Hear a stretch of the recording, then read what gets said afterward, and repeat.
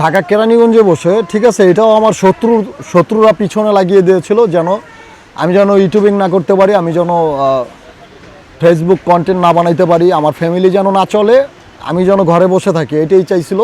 হয়তোবা আমার হেটার যারা, মানে আমার শত্রু যারা, সো এই জন্য হচ্ছে আজকে 25 দিন ধরে আমার হাতে আমার ফোনটা নাই, আইফোনটা ছিনতাইকারীরা নিয়ে নিছে ওই আপনার কেরানীগঞ্জ থেকে।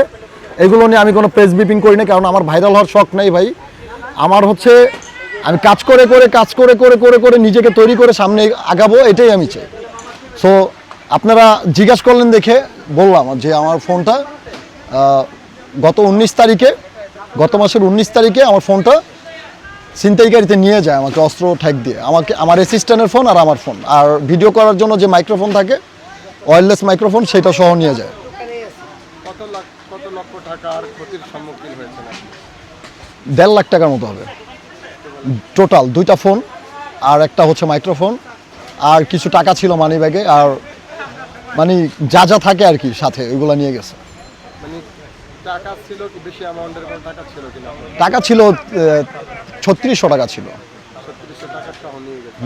এমনি কি আপনি কি ধারণা করতে পারছেন? মামলা হয়েছে, আসামি জেলেও আছে, এখন আমার ফোনও উদ্ধার হয়েছে। এখন কোর্টের মাধ্যমে আমি থানায় জিম্মা আছে আমার ফোনটা, কোর্টের মাধ্যমে আমি অ্যাপ্লাই করেছি। আমি হয়তোবা 2-1 দিনের মধ্যে ফোনটা হাতে পেয়ে যাব।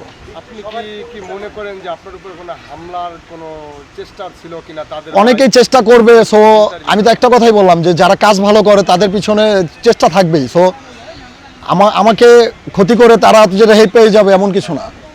বাংলাদেশ আইন শৃঙ্খলা বাহিনীর প্রতি আমার যথেষ্ট আত্মবিশ্বাস আছে, এবং আমি তাদেরকে মন থেকে শ্রদ্ধা করি, যে এই জন্য আমার কাজটা কিন্তু সাথে সাথে হয়ে গেছে, এবং ছিনতাইকারদের ধরে নিয়ে আসছে, মামলাও হয়েছে আমার, আমি নিজেই বাদী। হ্যাঁ, তো মনিরুল হক ডাবলু স্যার, ভারপ্রাপ্ত ওসি ঢাকা দক্ষিণ কেরানীগঞ্জ মডেল থানার, সেই ডাবলু স্যার আমাকে অনেক হেল্প করেছেন।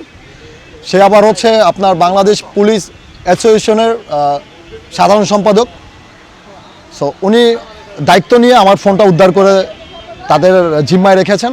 সো মনিরুল হক ডাবলু স্যারকে থ্যাংক ইউ সো মাচ, আর মন থেকে ভালোবাসা, যে এরকম মানবতার ওসি সাহেব আমরা প্রত্যেকটা থানায় চাই। Thank you.